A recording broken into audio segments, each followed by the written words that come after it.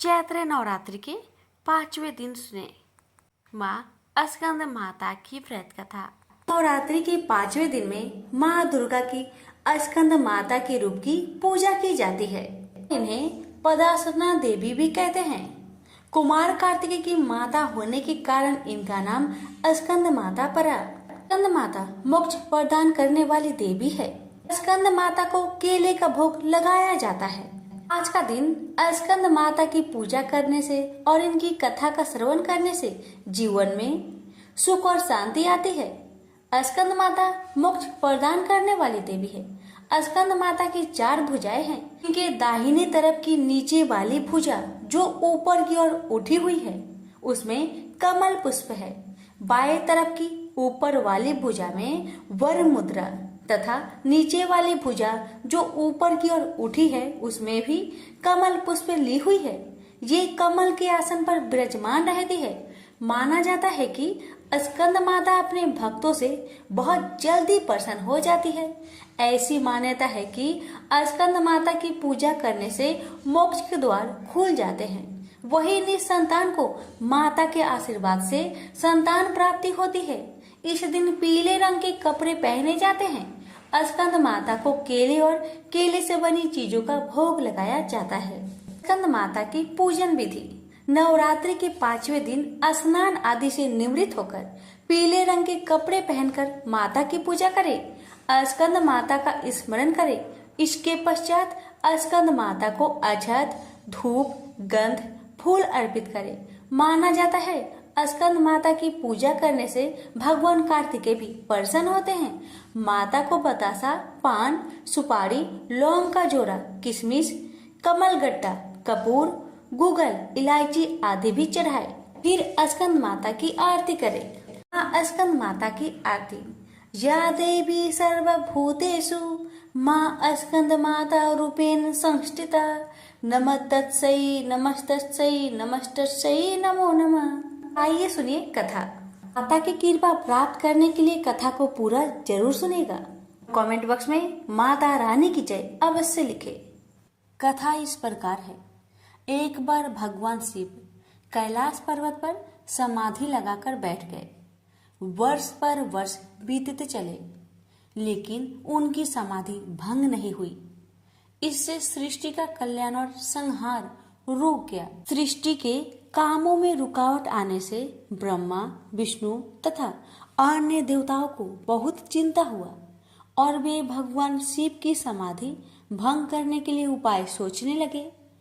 ब्रह्मा भगवान विष्णु से बोले, भगवान आप ही कोई उपाय बतलाए जिससे भगवान शिव की समाधि टूटे और वह सृष्टि के कल्याण और संहार का अपना उत्तरदायित्व पूर्ण करने में लगे। अगर सृष्टि का चक्र रुक गया तो संसार नष्ट हो जाएगा। विष्णु भगवान बोले, ब्रह्मा जी आपने ही तो इस सृष्टि को पैदा किया है, आपने ही विधान बनाया है, इसलिए आप ही कोई उपाय सोच सकते हैं। ब्रह्मा जी बोले, भगवान शिव की समाधि हमने किसी उपाय से भंग कर भी दी तो वह कल फिर समाधि लगा लेंगे। मैं चाहता हूँ कि कोई ऐसा अस्थायी उपाय सोचा जाए कि सृष्टि का चक्र विधान के अनुसार चलता रहे। विष्णु जी बोले, हम जिस उपाय से अब तक ऋषि मुनियों की तपस्या भंग करते आए हैं, क्या उसी प्रकार कामदेव को भेजकर भगवान शिव की समाधि भंग नहीं की जा सकती? भगवान शिव निर्विकार है, अर्थात उनके मन में ना तो कोई विकार है और न पैदा किया जा सकता है, इसलिए यह उपाय कारगर सिद्ध नहीं होगा। ब्रह्मा जी बोले, भगवान हो सकता है कामदेव से प्रभावित होकर भगवान शिव अपनी समाधि तोड़ दे और फिर किसी स्त्री से विवाह कर ले। विवाहित होने के बाद उनकी आए दिन की इस समाधि से मुक्ति मिल जाएगी। विष्णु जी बोले, लेकिन पितामह आपकी नजर में क्या कोई ऐसी कन्या है जो निर्जन पर्वत पर रहने वाले शिव को पति रूप में स्वीकार कर ले? ब्रह्मा जी बोले, मैंने इस काम के लिए योग माया से प्रार्थना की है। उन्होंने चतुर्भुज चामुंडा के रूप में मुझे दर्शन देकर वचन दिया है। वह शिव के साथ विवाह करने के लिए तैयार है। माँ भगवती अपने वचन का पालन करने के लिए प्रजापति की पुत्री के रूप में जन्म ले चुकी है। प्रजापति दक्ष ने उनका नाम सती रखा है। इसका अर्थ है पहले ही सारी व्यवस्था कर चुके हैं। विष्णु बोले, मुझे केवल आपकी अनुमति की आवश्यकता थी भगवान। ब्रह्मा जी बोले, इधर भगवती दुर्गा ने दक्ष प्रजापति की कन्या सती के रूप में जन्म ले लिया था। जब वह बड़ी हुई तो उन्होंने अपने पिता दक्ष प्रजापति से कहा कि वह भगवान शिव का पति के रूप में मन ही मन में वर्ण कर चुकी है। सती की बात सुनकर दक्ष बोले, तुम पागल हो गई हो बेटी। शिव तो संसार में वैराग्य ले चुके हैं। वह कभी भी सांसारिक बंधनों में नहीं बंधना चाहेंगे। सती बोली, आप चिंता मत कीजिए पिताजी, मैं अपनी तपस्या द्वारा उन्हें विवाह करने के लिए तैयार कर लूंगी। दक्ष बोले, कोशिश करके देख लो बेटी, लेकिन मुझे आशा नहीं है कि तुम्हारी तपस्या शिव की समाधि भंग कर सकेगी। सती ने माता पिता से आज्ञा लेकर घर में ही भगवान शिव की आराधना करनी आरंभ कर दी। सती की तपस्या के प्रभाव से भगवान शिव की समाधि टूट गई। वह उमा के सामने प्रकट होकर बोले, मैं तुम्हारी तपस्या से बहुत प्रसन्न हूँ उमा, जो भी चाहो वर मांग लो। उमा बोली, भगवान यदि आप मेरी तपस्या से प्रसन्न हैं तो मुझे पत्नी के रूप में स्वीकार कर लीजिए। भगवान शिव तथास्तु कह के वहाँ से अंतर्ध्यान हो गए। स्त्री की इच्छा अनुसार प्रजापति दक्ष ने उमा का विवाह शिव के साथ कर दिया। शिव उमा को लेकर कैलाश पर्वत पर आ गए। एक बार ब्रह्मा जी के दरबार में सब देवता बैठे थे। दक्ष प्रजापति भी वहां आए। ब्रह्मा पुत्र होने तथा सृष्टि बढ़ाने के कारण उनकी प्रतिष्ठा को देखते हुए सबने खड़े होकर उन्हें आदर दिया, प्रणाम किया, पर भगवान शिव वैसे ही बैठे रहे, उनके लिए जैसे कोई आया ही नहीं था। दक्ष ने इसे अपना अपमान समझा और क्रोध में कह बैठे, शिव मेरे जमाता हैं, उन्हें चाहिए था कि मुझ ससुर को उठकर प्रणाम करके आदर देते, पर लगता है इनमें देवताओं के योग शिष्टाचार नहीं है। किसी भी देव यज्ञ में भाग लेने की पात्रता इनमें नहीं है, अतः इन्हें किसी यज्ञ में भाग न दिया जाए। दक्ष क्रोध में बोलते रहे, शिव के लिए जैसे कुछ हुआ ही नहीं हो। वे उसी तरह मुस्कुराए चुप रहे।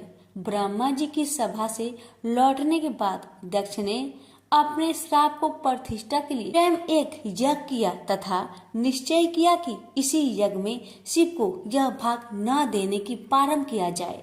उन्हें उस विशाल यज्ञ में भाग लेने के लिए समस्त देवताओं को आमंत्रण भेजा। यज्ञ शुरू हुआ तो देवता लोग आकाश मार्ग से यज्ञ में भाग लेने के लिए जाने लगे। दक्ष की पुत्री सती तो अपने पति शिव के साथ कैलाश धाम में बैठी थी। देवताओं तथा देव पत्नियों को इस प्रकार सज धज कर जाते देख शिव से पूछ बैठी, प्रभु ये सारे देवता अपनी पत्नियों के साथ कहाँ जा रहे हैं? तब भगवान शिव ने कहा, तुम्हें पता नहीं, तुम्हारे पिता दक्ष प्रजापति ने भूमंडल पर बहुत बड़ा यज्ञ शुरू किया है, उसी में भाग लेने के लिए ये सब जा रहे हैं। यह सुनकर सती को आश्चर्य हुआ। उन्होंने कहा, पिताजी विशाल यज्ञ कर रहे हैं और अपनी ही बेटी तथा जमाता को पता ही नहीं। आपके पास निमंत्रण आया है क्या? शिव जी ने हंसकर कहा, अगर निमंत्रण आता तो क्या तुम्हें पता न चलता? सोचा होगा कि जहाँ सब देव तथा देव नारियां देवोपम वस्त्र तथा अलंकारों से सजी धजी आएंगी, वहाँ हमारा जमाता भूत प्रेतों जैसी वेशभूषा में आकर शोभा बढ़ाने की बजाय मेरी हंसी कराएंगे। इसलिए शायद उन्होंने निमंत्रण नहीं भेजा। ने तो उस अपमान की कोई परवाह नहीं की, पर सती अपने तथा अपने पति के प्रति इस प्रकार के व्यवहार से बहुत दुखी हुई तथा इसे अपना अपमान समझा। वे बोली, अपनी प्रतिष्ठा तथा दिखावती श्रेष्ठता का इतना ही ध्यान था तो बेटी ब्याहने से पहले सोचना चाहिए था। मैं पति के इस अपमान को बिल्कुल भी नहीं सहूंगी।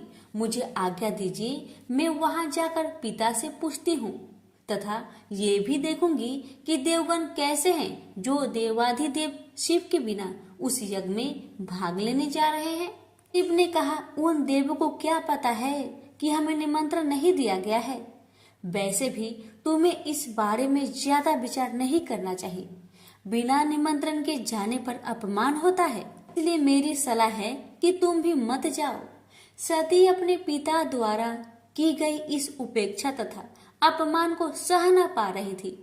पति शिव की आज्ञा न मिलने पर भी सती अपने पिता के घर जाने की जिद पर अड़ी रही। शिव ने सोचा कि सती क्रोध में है, पता नहीं कुछ अनहोनी न हो जाए, इसलिए उन्होंने अपने कुछ गणों को सती की रक्षा के लिए भेज दिया। सती अपने पिता के घर पहुंची तो उनकी माता और बहनों ने तो बड़े स्नेह और सम्मान के साथ उनका स्वागत किया, लेकिन दक्ष तथा उसके समर्थकों ने उमा के प्रणाम का उत्तर देना तो दूर उनकी ओर आंख उठाकर भी नहीं देखा। सती को अपने अपमान की परवाह नहीं थी। उन्होंने पिता से पूछा, पिताजी, आप प्रजापति की माया के अनुसार इतना बड़ा कर रहे हैं, इसमें भाग लेने के लिए देवगण तथा आपकी अन्य पुत्रियां तथा जमाता भी आमंत्रित है। मुझे और मेरे पति को आपने आमंत्रित क्यों नहीं किया? दक्ष ने कहा, सती, तुम अब मेरी पुत्री से अधिक किसी की पत्नी हो। तुम्हारे पति की उद्दंडता के कारण मैंने उसे श्राप दिया है। वह यज्ञ भाग का अधिकारी नहीं होगा। वैसे भी भूत पिचासों के साथ शमशान में रहने वाले का स्वर्ग में रहने वाले देवताओं के बीच कोई स्थान नहीं होता। सती ने कहा, वे आपके जमाता है, आपने उनकी पाद पूजा की है। वे देवों के देव महादेव हैं। यदि उन्हें ही यज्ञ भाग से वंचित किया गया तो वह यज्ञ उनके बिना सफल नहीं होगा। मैं स्वयं इसकी हव्य बनूंगी। इतना कहकर सती यज्ञ कुंड में कूद पड़ी। सती को यज्ञ कुंड में कूदते देख वहां हाहाकार मच गया। लोग उठ उठकर भागने लगे।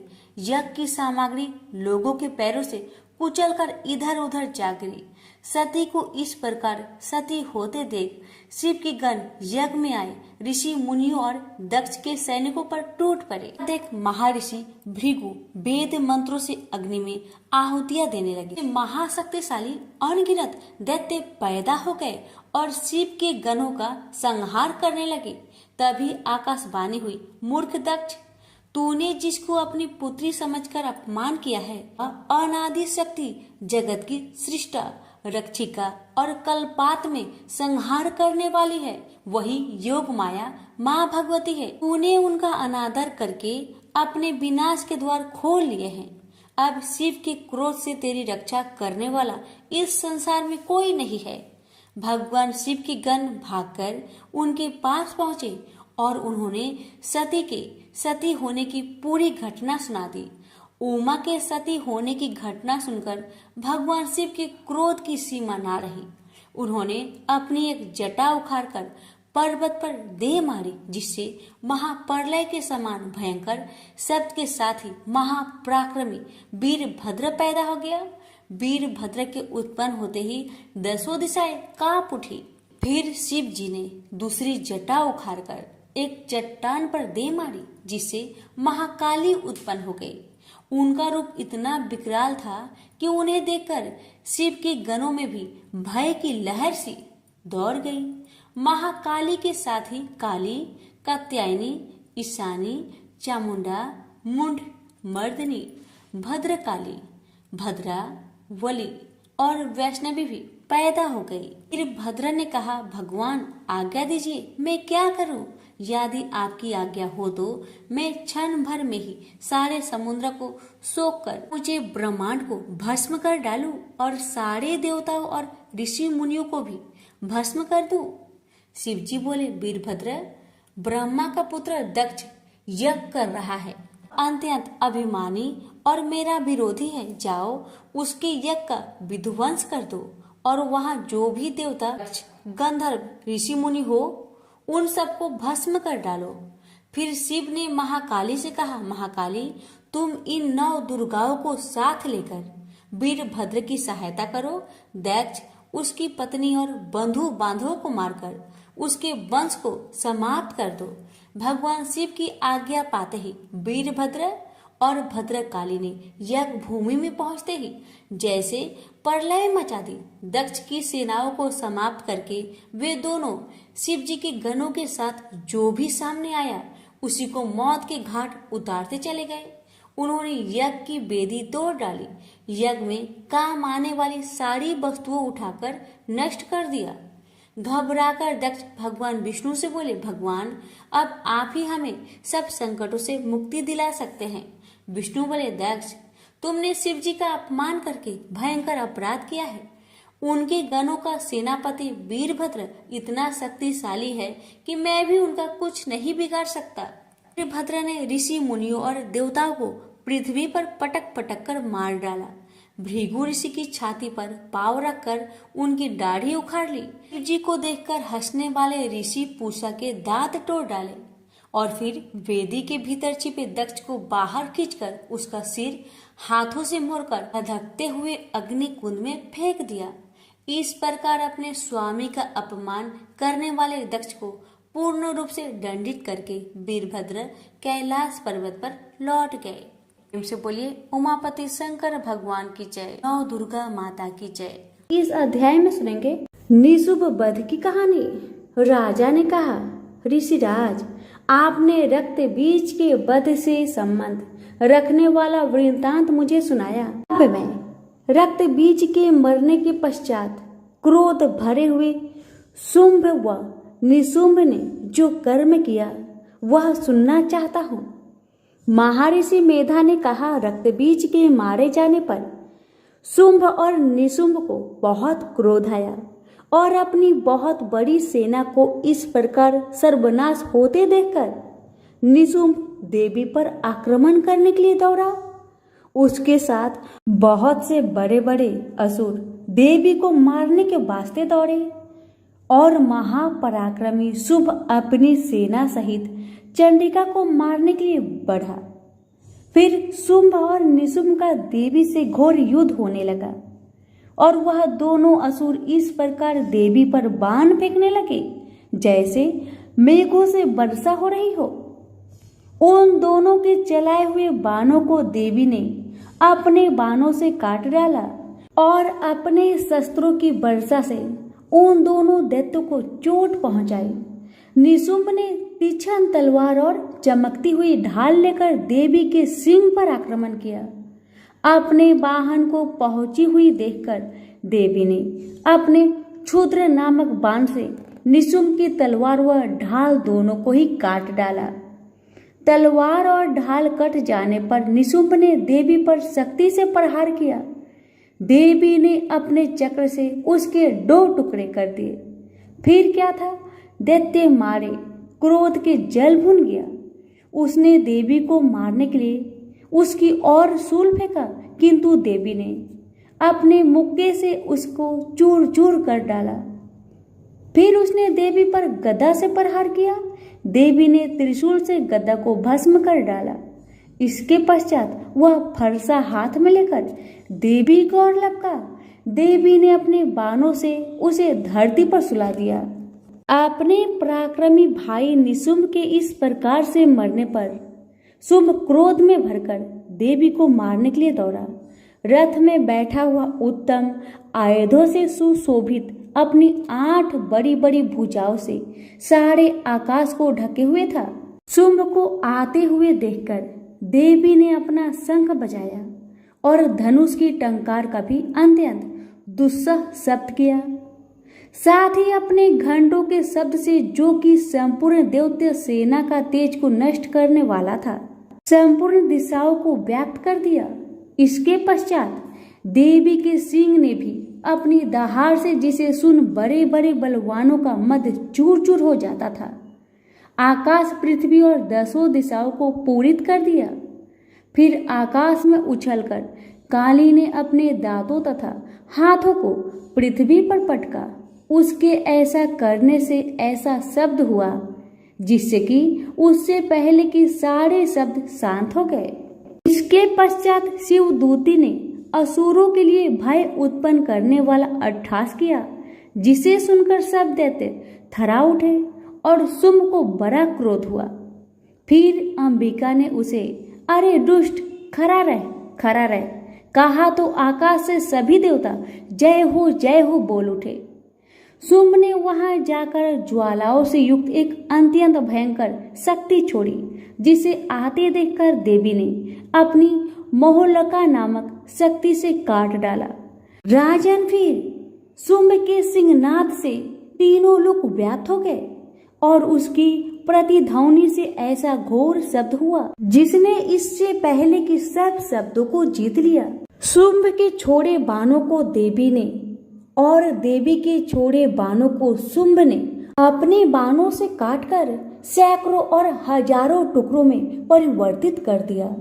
इसके पश्चात जब चंडिका ने क्रोध में भर शुंभ को त्रिशूल से मारा तो वह मूर्छित होकर पृथ्वी पर गिर पड़ा। इतने में निशुंभ चैतन्य होकर वहां धनुष लेकर आया और अपने बाणों से उसने देवी काली तथा सिंह को घायल कर दिया। फिर उस राक्षस ने 10,000 भुजाएं धारण करके चक्र आदि आयुधों से देवी को आच्छादित कर दिया। तब भगवती दुर्गा ने कुपित होकर अपने बाणों से उन चक्रों तथा बाणों को काट डाला। यह देखकर निशुंभ हाथ में गदा लेकर चंडिका को मारने के लिए दौड़ा। उसके आते ही देवी ने तीक्ष्ण धार वाले खड्ग से उसकी गदा को काट डाला। उसने फिर त्रिशूल हाथ में ले लिया। देवताओं को दुखी करने वाला निशुंभ को त्रिशूल हाथ में लिए हुए आता देखकर चंडिका ने अपने शूल से उसकी छाती पर प्रहार किया और उसकी छाती को चीर डाला।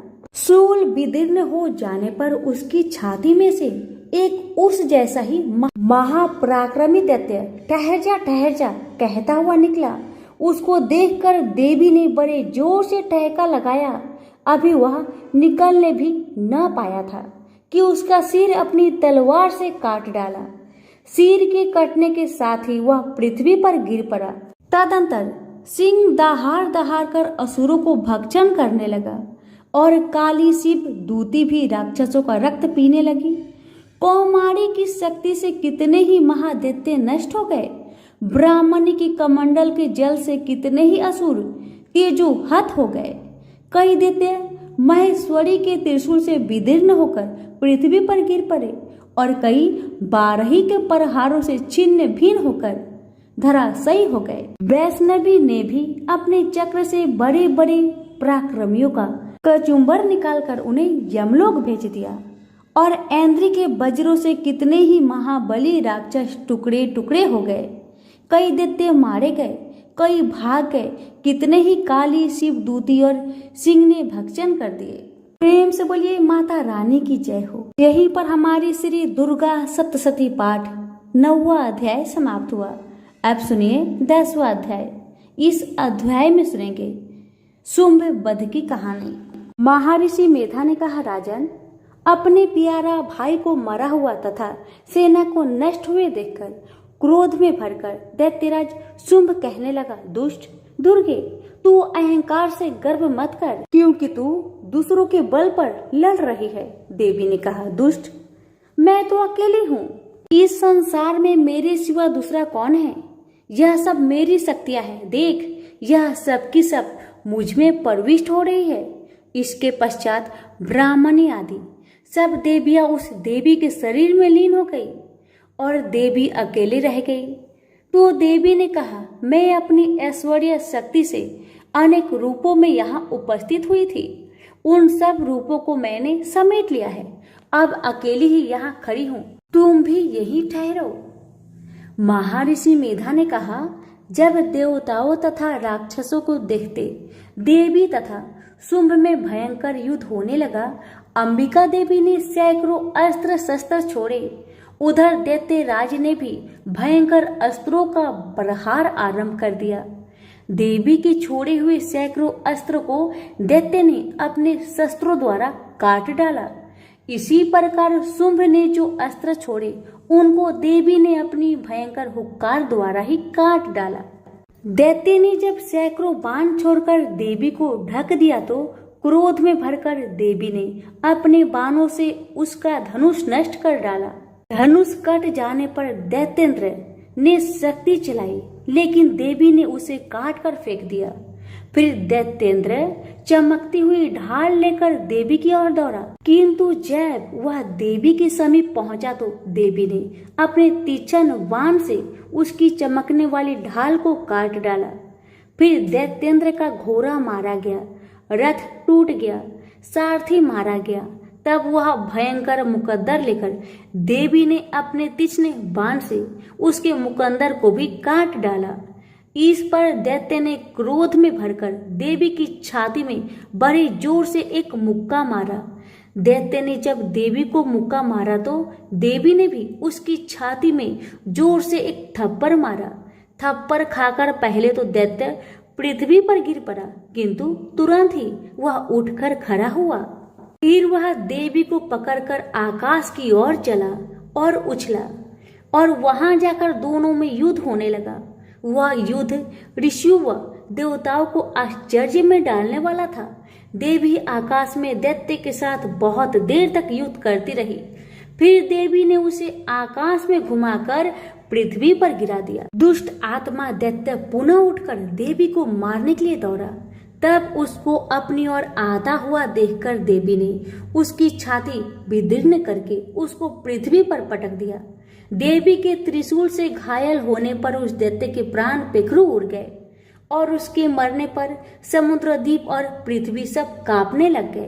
तदंतर उस दुष्ट आत्मा के मरने से संपूर्ण जगत प्रसन्न व स्वस्थ हो गया तथा आकाश निर्मल हो गया। पहले जो उत्पात सूचक मेघ और उल्कापात होते थे वह सब शांत हो गए थे। उसके मारे जाने पर नदियां अपने ठीक मार्ग में बहने लगी। संपूर्ण देवताओं का हृदय हर्ष से भर गया और गंधर्वनियां सुंदर गान करने लगी। गंधर्व बाजे बजाने लगे और अप्सराएं नाचने लगी। पवित्र वायु बहने लगी। सूर्य की कांति स्वच्छ हो गई। यज्ञशालाओं की बुझी हुई अग्नि अपने आप प्रज्वलित हो उठी तथा चारों दिशाओं में शांति फैल गई। तो प्रेम से बोलिए माता रानी की जय हो। यहीं पर हमारी श्री दुर्गा सप्तशती पाठ का 10वां अध्याय समाप्त हुआ। एक समय की बात है, एक भाई बहन रहते थे।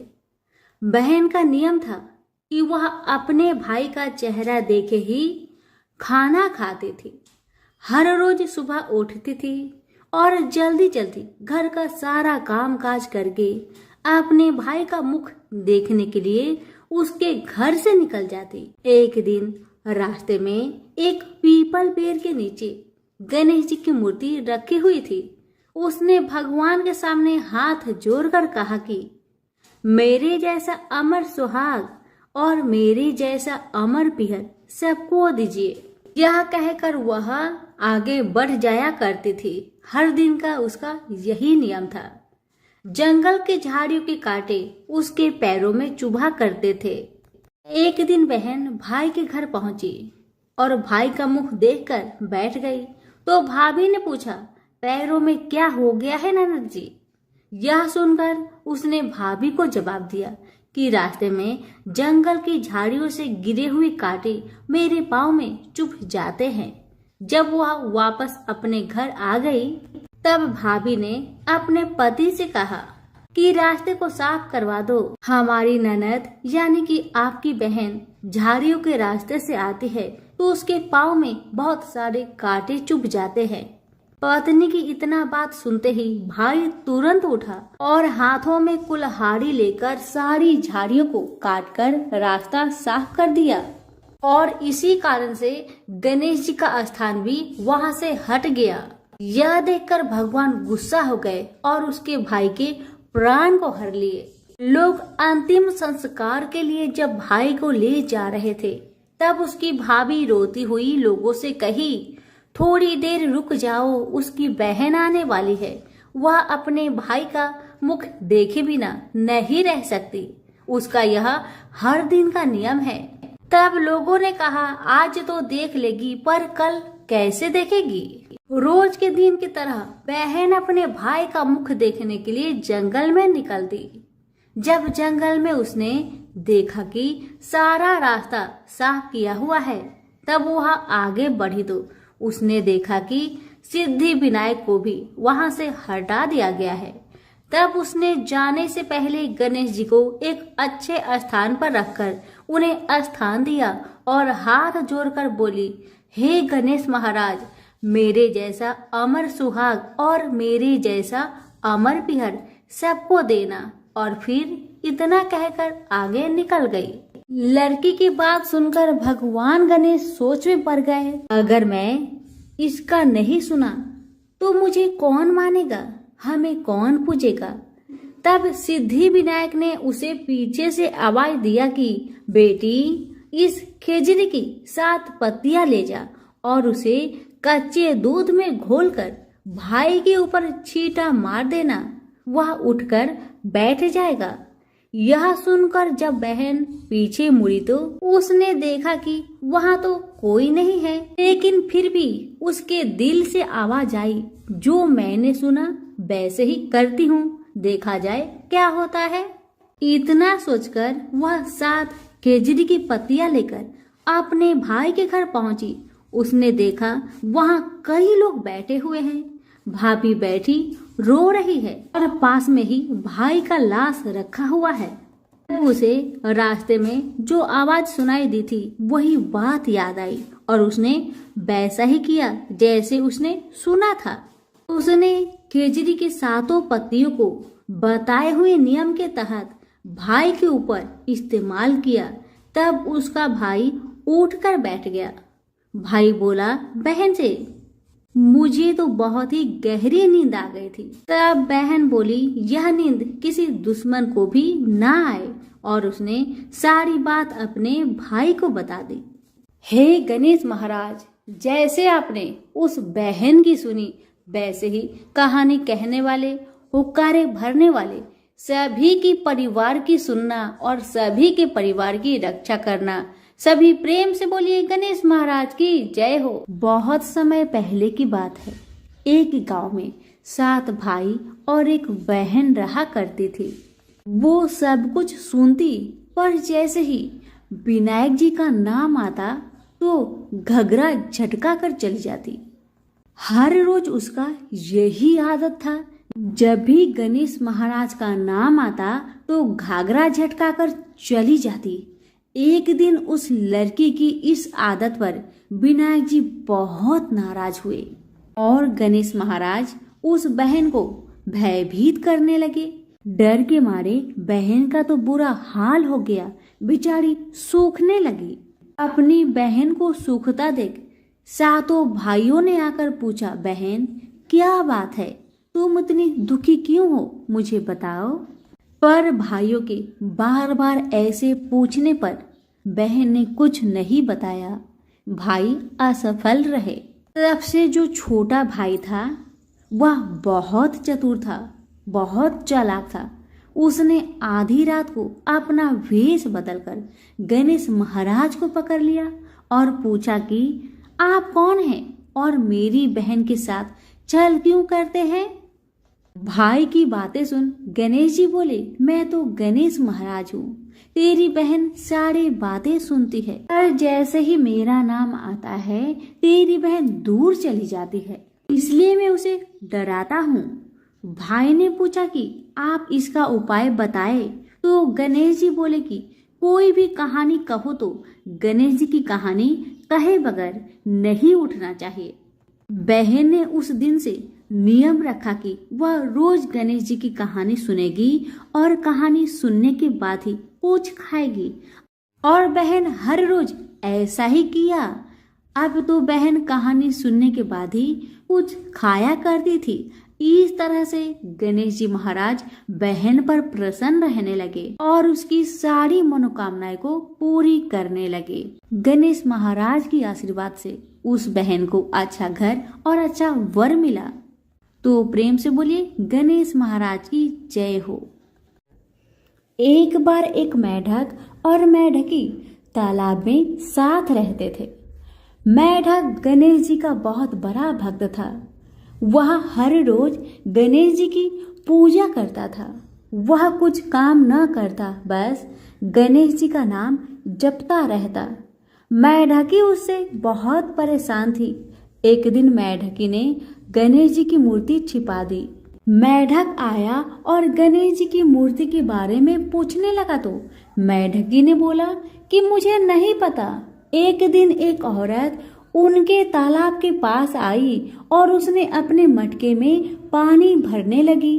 जैसे ही उसने पानी भरा वैसे ही मेढक और मेढकी उसके मटके के अंदर चले गए। घर जाकर उस औरत ने पानी गैस पर रख दिया। मेढक और मेढकी भी साथ में जलने लगे। मेढकी मेढक को बोलने लगी कि तुम तो गणेश जी की बहुत बड़ी भक्त हो, तो बोलो गणेश जी को हमें बचाए। मेढक ने यह सुनकर गणेश जी का नाम जपना शुरू कर दिया।